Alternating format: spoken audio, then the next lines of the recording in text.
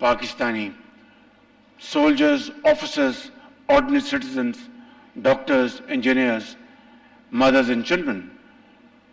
And I think there cannot be a bigger manifestation or commitment of Pakistan to fight terrorism and completely defeat it, rather erase it from the face of Pakistan. That's our commitment, inshallah.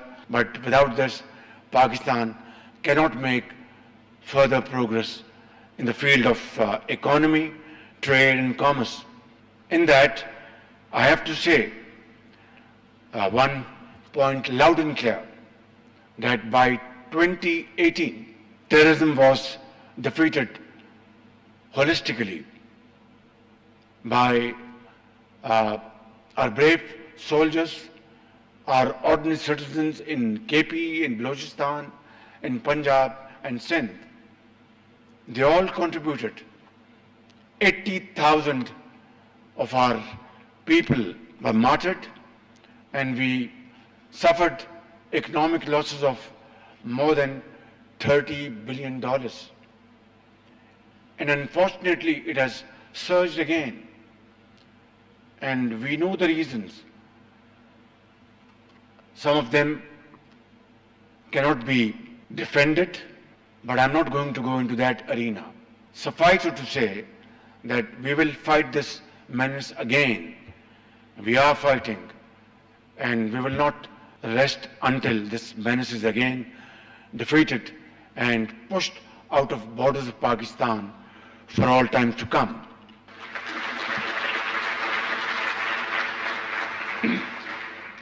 Coming back to today's subject of discussion, I think today we have to discuss what has gone wrong with Pakistan Shipping Corporation. There was a time it was a blooming business, and today, as you saw on the screen, they only have 12 ships, commercial ships. And what they did not show on the screen is what is costing them in terms of all these 12 ships. It's more than 5 billion rupees annually, a cost which is unbearable, beyond imagination. We have to go into its reasons, why it has come to this pass. And we are paying from our scarce foreign exchange resources. They said $7 billion, but even if it is $5 billion annually for our freight cost, I think we are allowing our economy to bleed. Similarly, there are other issues, and I have to say with a heavy heart, when I visited Karachi Port Trust this year in the month of July, when it was very humid. In Karachi, it's always humid in July. I had a lengthy session with the chairman, Karachi Port Trust, and his officials. The first slide they showed to me was how to develop a piece of land near Karachi Port and convert into real estate and earn billions of rupees from this endeavor. My question was, are we focusing on Karachi Port Trust, or we are into the business of development of real estate? I think that is a question, a thorny question we have to ask ourselves and have a serious and sincere self-introspection. That is it the job of Karachi Port Trust to develop real estate or expand their shipping business, provide better facilities to importers, to exporters, have most modern facilities over there, technology, where without waste of time, goods are shipped outside Pakistan and imports are handled very efficiently. Today, if you see some of the ports, in the neighborhood, they are world-class ports around the globe. Pakistan has been blessed by Allah Almighty with brilliant minds sitting here in this room and outside this room, spread all over Pakistan. Bankers, entrepreneurs, doctors, engineers, and whatnot. Everything is available in this country. Allah Almighty, through His infinite mercy, has rewarded Pakistan with infinite natural resources. They run into trillions of dollars.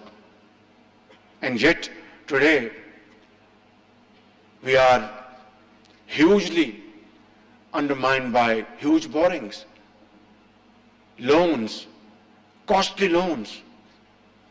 You must have seen on the screens yesterday that Saudi Arabia, which is a very dear friend of Pakistan, a brotherly country, has again renewed $3 billion loan for another 1 year. Is this the way we have to really live our life and teach and give a lesson to our posterity, or change the course? 12 ships, we are spending 5 billion rupees. And on the other hand, we are borrowing loans from brotherly countries, friendly countries, day in and day out. That's not the way. We have to discard this course. Millions of people laid their life.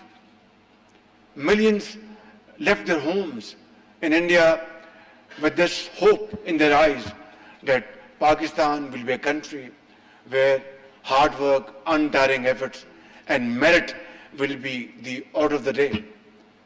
77 years down the line, where we stand today, first I must have self-introspection, then all of us should have a very cold calculation of what happened in the past without wasting time or weeping and mourning. We must learn our lesson and move forward. That's the only way forward. There's no other option. Ladies and gentlemen, I'm not here to serve a sermon, but these are my very humble views I've placed before you for your kind consideration. I have noted your recommendations. I will, inshallah, go back to Islamabad and take up these recommendations. But let me say, it takes two to tango. We have to unite our efforts. We have to team our efforts, move forward with unity of thought and action. And that is the way which Qaid had taught us. Let's resolve that not only we will compensate the losses of the past, but inshallah find our lost place in the community of nations through hard work, untiring efforts, and sacrifice. Pakistan Paindabad.